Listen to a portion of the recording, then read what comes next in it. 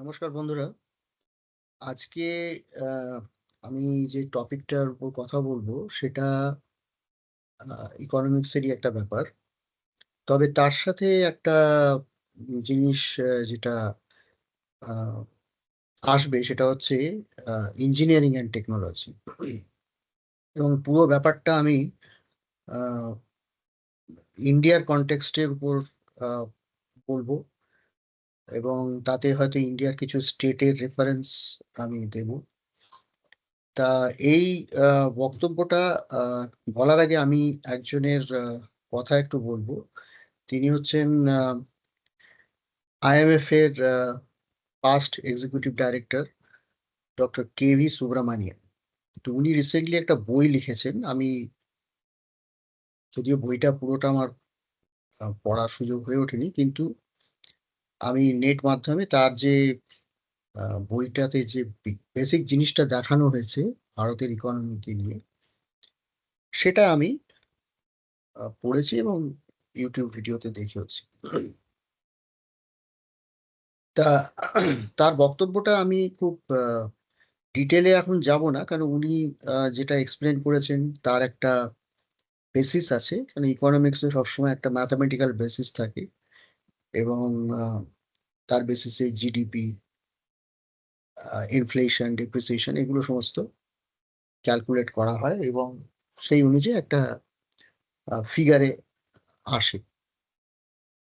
আমি just start করার জন্য এই রেফারেন্সটা এই জন্য নিলাম যে আমি কিছুটা ডেটা যেটা উনি দেখিয়েছেন তুলনামূলক একটা আলোচনার মধ্যে, সেখানে উনি যে ডেটাগুলো দেখিয়েছেন সেটা আমি আরেকবার খালি এই এই টপিকের মানে এই ঘটনার পরিপ্রেক্ষিতে আমি আরেকবার তুলে ধরছি। সেটা হচ্ছে যে আর্নস্ট ইয়ং বলে একটা কোম্পানি আছে যারা কনসালটেন্সি দেয়। ঘটনাচক্রে আমার নিজেরও তাদের সাথে কাজ করার অভিজ্ঞতা হয়েছে। তো আর্নস্ট ইয়াং একটা প্রেডিকশন করেছে যে আপনারা হয়তো সবাই জানেন যে বিকশিত ভারত 2047 একটা প্রোগ্রাম সেন্ট্রাল গভর্নমেন্ট থেকে নেওয়া হচ্ছে, এবং আমাদের বিভিন্ন মিনিস্ট্রিতে সেই বিকশিত ভারত বা বিকশিত ভারত যে প্রোগ্রামটা, সেটার ইয়েতে কতগুলো টার্গেট বেঁধে দেওয়া হচ্ছে যে কিভাবে আমরা নেক্সট 5 ইয়ার্স যে ব্লকগুলো তাতে আমরা কিভাবে প্রসিড করব। তা সেইটা একটা তো মানে দীর্ঘ আলোচনার বিষয়। তা যেটা আর্নস্ট ইয়ং প্রেডিক্ট করেছে যে 2047 মানে 2047 সাল, অর্থাৎ ভারতের 100 বছর স্বাধীনতার পরে, 1947-এ আমরা স্বাধীন হয়েছিলাম, ইন্ডিয়ার ইকোনমিটা দাঁড়াবে অ্যারাউন্ড 26 ট্রিলিয়ন ইউএস ডলার। তাই 26 ট্রিলিয়ন ইউএস ডলার কিভাবে হবে, সেটা তো ডেফিনেটলি আর্নস্ট অ্যান্ড ইয়ং তার ক্যালকুলেশন করেছে, এবং সেটা নিয়ে আমি এখন ডিটেলে যাব না। যেটা খালি একটা রেফারেন্সের জন্য আমি বলছি যে আজ ভারতের যে ইকোনমি ইন ডলার টার্মস আছে সেটা হচ্ছে very very close to 4 trillion dollar. So now you have got the idea যে 4 ট্রিলিয়ন ডলার থেকে 26 ট্রিলিয়ন ইউএস ডলার এটা যাবে during this period of almost 24 years. এটা 2024 চলছে, আর আমরা 47-এর কথা বলছি। তাহলে এই যে 24 বছরের যে একটা টার্গেট, সেই টার্গেটে আর্নস্ট ইয়ং এর এটা প্রেডিকশন। কিন্তু খুব অদ্ভুতভাবে ডক্টর সুব্রামানিয়াম যেটা ক্যালকুলেট করেছে সেটা কিন্তু একটা বিরাট সংখ্যা, যেটা প্রথমের দিকে আমি ঠিক ডাইজেস্ট করতে পারছিলাম না। উনি বলেছেন ভারতের ইকোনমি হবে 55 ট্রিলিয়ন ইউএস ডলার, এবং তার জন্য উনি ওনার বইতে এবং ওনার যে বিভিন্ন বক্তব্যে উনি একটা জিনিস দেখিয়েছেন, সেটা আমি খুব শর্টে বলে দেবো। সেটা হচ্ছে একটা বেসিক্যালি রুল অফ 72 উনি অ্যাপ্লাই করেছেন। সেটার মধ্যে কি ধরা হয়েছে? ধরা হয়েছে যে যদি আমাদের যে রেট অফ গ্রোথ যেটা, সেটাকে যদি আমি 8% ধরে নিই, আর যেহেতু আমাদের একটা অনগোয়িং ইনফ্লেশন আমরা দেখছি, একটা স্টেবিলাইজড ইনফ্লেশনে এসছে ইন্ডিয়া, সেটা হচ্ছে অ্যারাউন্ড 5%, তার মানে 13%। আর এখানে একটা ইকোনমিক্সের একটা ব্যাপার আছে যেটা খুব ইন্টারলিঙ্ক, সেটা হচ্ছে যদি ইনফ্লেশন কমে, অর্থাৎ যেটা ইনফ্লেশন আগে ছিল 7%, 8%, তার থেকে যদি কমে 5%-এ আসে, তাহলে দেখা যায় যে ডেপ্রিসিয়েশনটাও কমে যাবে। সুতরাং এই ডেপ্রিসিয়েশনটাকে ধরা হয়েছে 1%। অর্থাৎ তাহলে কি হলো, 13 থেকে 1% আমি বাদ দিয়ে দিলাম, তাহলে 12% হচ্ছে আমার রিয়েল টার্ম গ্রোথ। তাই এই 12%, অর্থাৎ 72 ডিভাইডেড বাই 12, মানে একটা 6 ইয়ারের একটা ব্লক উনি ধরছেন। আর ওনার যখন উনি ক্যালকুলেশনটা করেছিলেন, তখন কিন্তু ভারতের যে জিডিপি ছিল, সেটা ছিল 3.25 trillion US dollar. So he has shown that every 6 years the economy will get doubled, the GDP will get doubled. তাহলে 3.25 হয়ে যাবে 6.5, 6.5 হয়ে যাবে 13, 13 হবে 26, and 26 হবে 52, which is very close to 55. তো 2047-এ উনি দেখাচ্ছেন যে $55 trillion ভারতের ইকোনমি হবে। এখন আমার কথা হলো, আমি যেটা খুব সিম্পল ইকোনমিক্স বুঝি, যেটা জানি, সেটা হলো যে আর্নস্ট ইয়াং এর 26 ট্রিলিয়ন US ডলার, বা এদের ডক্টর সুব্রমণিয়ামের 55 ট্রিলিয়ন US ডলার, সেটা definitely some part of it may be achieved, may not be. আমি ঠিক সেটা এক্ষুনি আমি বলতে পারছি না, কারণ আমার কাছে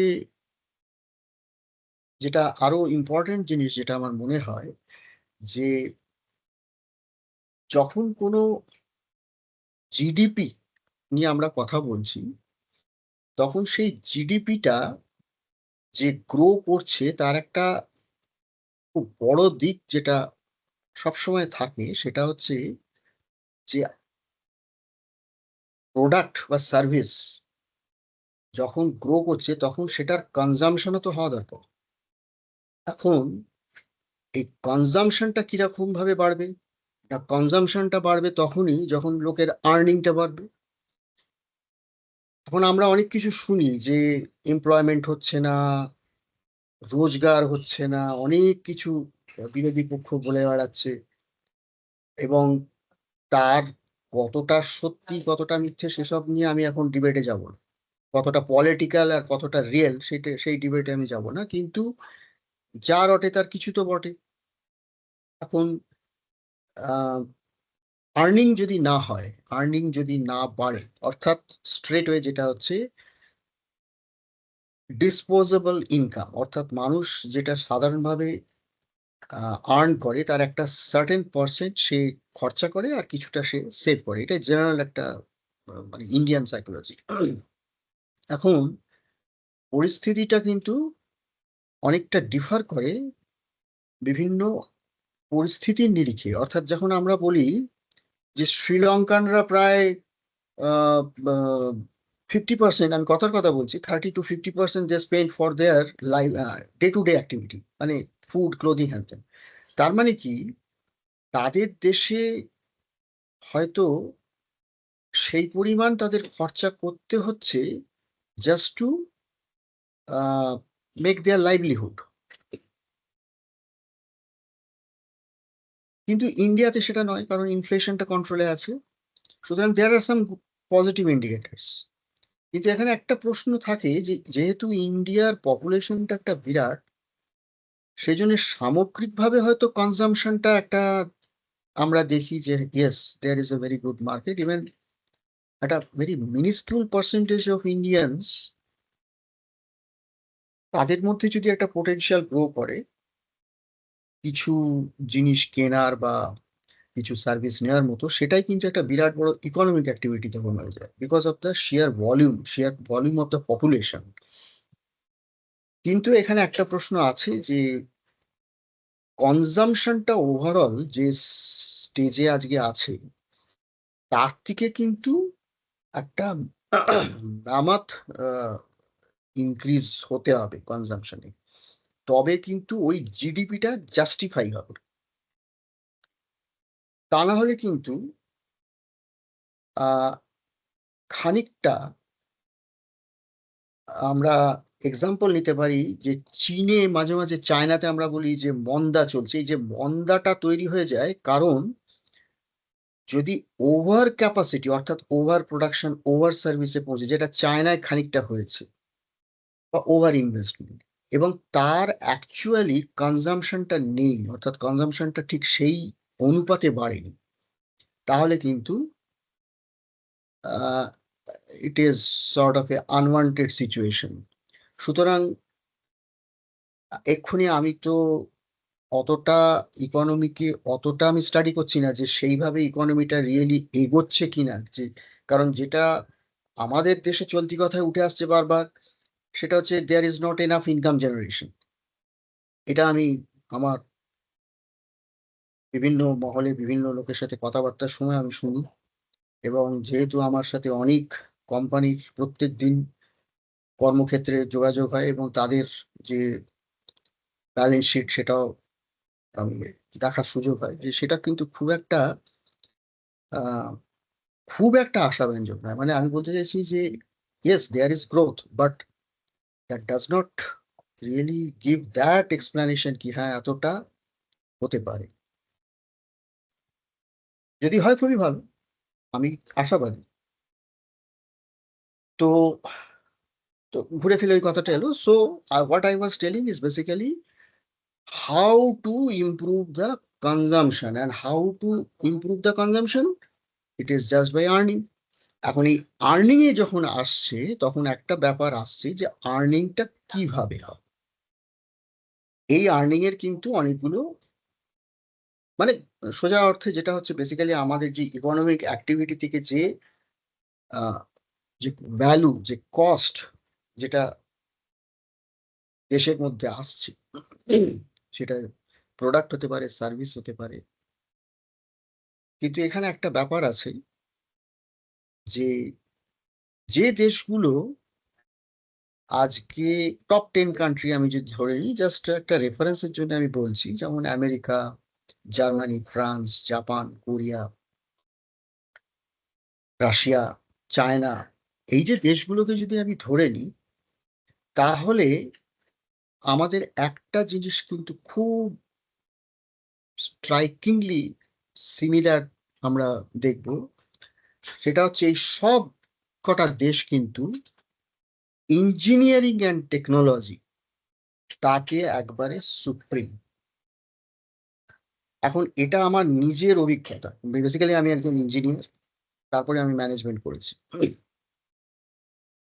তা আমি প্রায় 35 বছর আমি অটোমোবাইল ইঞ্জিনিয়ার, ভারতবর্ষের সব থেকে বড় বড় company tata motors, Mahindra and Mahindra এসবের সাথে কাজ করেছি, এবং আমি রিসার্চ অ্যান্ড ডেভেলপমেন্টে কাজ করেছি।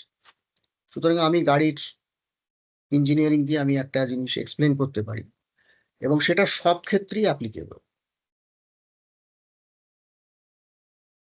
আজকে যদি আমি খুব সহজভাবে বোঝাই, যে আজকে ভারতবর্ষে যেসব গাড়িগুলো চলে তাদের মধ্যে বেশ কিছু বিদেশি সংস্থা আছে আর বেশ কিছু দেশি সংস্থা আছে, যেমন টাটা আছে, মাহিন্দ্রা আছে, বাজাজ আছে, হ্যান ত্যান, মারুতি আছে। মারুতি অ্যাকচুয়ালি ইন্ডিয়ান নয়, ইট ইজ সুজুকি। আবার তেমনি বিদেশি সুজুকি আছে, হন্ডা আছে, রেনো আছে, ফোর্ড ছিল, বেরিয়ে গেছে। মানে আমি বলতে চাইছি দুটো সেক্টরই আছে, কিন্তু এখানে একটা জিনিস দেখা যায় যে ভারতে তৈরি যে গাড়িগুলো, ভারতীয় কোম্পানির যে তৈরি গাড়িগুলো, সেই গাড়িগুলো কিন্তু প্যাসেঞ্জার কার যদি আমি ধরে নিই, তাহলে আমরা দেখেছি যে বিদেশি গাড়ি যখন ভারতবর্ষে এসেছিল তখন কিন্তু তারা একচেটিয়া, তার একটাই কোম্পানি সুজুকি, মারুতি পুরো মার্কেটকে একদম প্রায় 90% বোধহয় ওদের মার্কেট শেয়ার ছিল, কারণ আর কেউ ছিল না। তারপরে ধীরে ধীরে কি হলো, আমাদের লিবারালাইজেশন হলো, দেশি কোম্পানি গেলো, টাটারা গাড়ির মার্কেটে এলো। এবং আজকে যদি দেখা যায় যে টাটা আর মাহিন্দ্রা এই দুটো কোম্পানি কিন্তু এই বিদেশি কোম্পানির গাড়ির সাথে কম্পিট করে একটা ইকোসিস্টেম তৈরি করেছে, যেখানে কিন্তু সমস্ত গাড়ি প্রায় একটা কন্টেম্পোরারি লেভেল অফ টেকনোলজিতে পৌঁছেছে। এইখানে এসে গেল টেকনোলজি। তেমনি অন্যান্য যে কোনো সেক্টর, সেটা স্পেস হতে পারে, সেটা মিলিটারি হার্ডওয়্যার হতে পারে, যেটা ভীষণভাবে এখন দরকার। ফাইটার জেটস থেকে শুরু করে, মিসাইল থেকে শুরু করে, আর্টিলারি গান থেকে শুরু করে, rocket, defence system, missile defence system, and endless, মানে সো, অ্যান্ড সিভিল অ্যাভিয়েশন, যেটা একটা আমাদের সবসময় একটা স্বপ্ন আছে যে আমরা কোনোদিনও সিভিল এয়ারক্রাফট বানাবো। মিলিটারি এয়ারক্রাফট তো বানিয়েছি, তেজাস। তেমন আমি যদি চলে আসি আমাদের যে কনজিউমার ডিউরেবলস, মানে একটা সময় তো দু একটা কোম্পানির নামই আমরা জানতাম, আর আজকে ভারতবর্ষে কনজিউমার ডিউরেবলসে প্রচুর কোম্পানি, প্রচুর brand, and very very contemporary technology, যেটা একবারে মানে সুপ্রিম ইন টেকনোলজি যে সমস্ত প্রোডাক্টে আছে, তারা আজকে ইন্ডিয়াতে বিক্রি করছে, এবং তারা কিন্তু একটা কম্পিটিটিভ দামেও বিক্রি করছে। তা আমি এটা কেন বলছি যে এই যে কান্ট্রিগুলোর আমি প্রথমে নাম নিলাম, এবং তাদের প্রোডাক্ট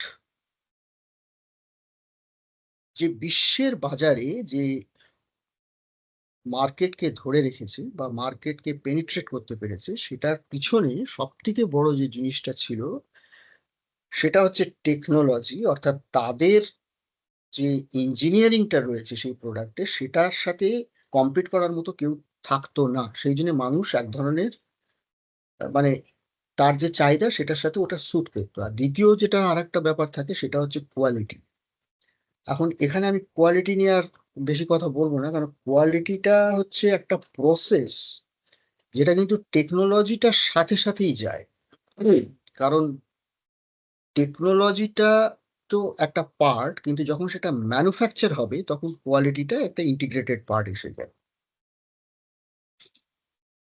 তো ইন্ডিয়া কিন্তু পোস্ট 1991 অর্থাৎ লিবারালাইজেশন কতগুলো যে কনসেপ্ট, ম্যানুফ্যাকচারিং, R&D, কোয়ালিটি, এসব জিনিসের উপর প্রচুর ইনভেস্ট করেছে। বিশেষত ভারতের যে বড় গ্রুপগুলো, টাটা, বিড়লা, আম্বানি, বাজাজ, এরা কিন্তু প্রচুর তাদের রেসপেক্টিভ যে সমস্ত কোম্পানি এবং তাদের রেসপেক্টিভ যে প্রোডাক্ট, সেখানে অনেক ইনভেস্ট করেছে। এবং একটা ডেফিনেটলি একটা লেভেলে আমরা এসেছি, যদিও আমরা এখনো সেভাবেই এক্সপোর্টে কিন্তু নাম করতে পারিনি, বিশেষত ইঞ্জিনিয়ারিং এক্সপোর্টে, ইঞ্জিনিয়ারিং গুডস এর এক্সপোর্ট, সেখানে আমরা সেভাবে এখনো নাম করতে পারিনি। কিন্তু তবু আমি বলবো যে বেশ কিছু সেক্টরে আমরা আহ, মানে বাইরের দেশে সেল করতে পারছি। তা এখানে এই কথাটাই আমি যেটা বলতে চাইছি, এবং সেটাই বোধহয় একটা ইন্ডিকেটর যে ভারতের ইকোনমিটা আজকে খানিকটা অন্যান্য দেশের ইকোনমির কাছে আমরা বলতে পারছি, তুলে ধরতে পারছি। এই যে আহ, নামকরা যে ইকোনমি গুলো আছে তাদের সামনে আমরা দাঁড়াতে পারছি, কারণ এই টেকনোলজিক্যাল আপগ্রেডেশনটা ইন্ডিয়াতে অলরেডি অনেকটা হয়েছে। কিন্তু এখানে আর একটা জিনিস আমাদের ভাবতে হবে যে যে জিডিপির কথা আমরা টার্গেট করছি, যদি সেখানে পৌঁছতে হয় তাহলে কিন্তু এই লেভেলটাও সাফিসিয়েন্ট নয়। সেখানে যে লেভেলটা দরকার সেটার জন্যে আমাদের দেশে যেটা প্রয়োজন সেটা এখন থেকেই আমাদের করতে হবে। যদি সেটা সত্যি 2047-এ গিয়ে আমাদের সেই লেভেলটা পৌঁছতে হয়, তাহলে হচ্ছে কমপ্লিট ইনভেস্টমেন্ট অন R&D। এখন এই R&D শুধু বললে হবে না, যেটা আমাদের প্রধানমন্ত্রী মাঝে মাঝে বলে আত্মনির্ভর ভারত। এই আত্মনির্ভর ভারতের মধ্যে যে শুধু আমি প্রোডাক্ট অ্যান্ড সার্ভিসে আত্মনির্ভর হয়ে যাব সেইটুকু নয়, এতে সব থেকে বেশি যেটা দরকার সেটা হচ্ছে technology, innovation, Discovery and probably disruptive innovation. মানে যে জিনিসটা আমাদের এখন অ্যাচিভ করতে হবে সেটা হচ্ছে প্রায় অন্যান্য দেশে সেটা এখন নেই, বা অন্যান্য দেশে সেটা হওয়ার আগে আমাদেরকে করে দেখাতে হবে। So the patent will come to us.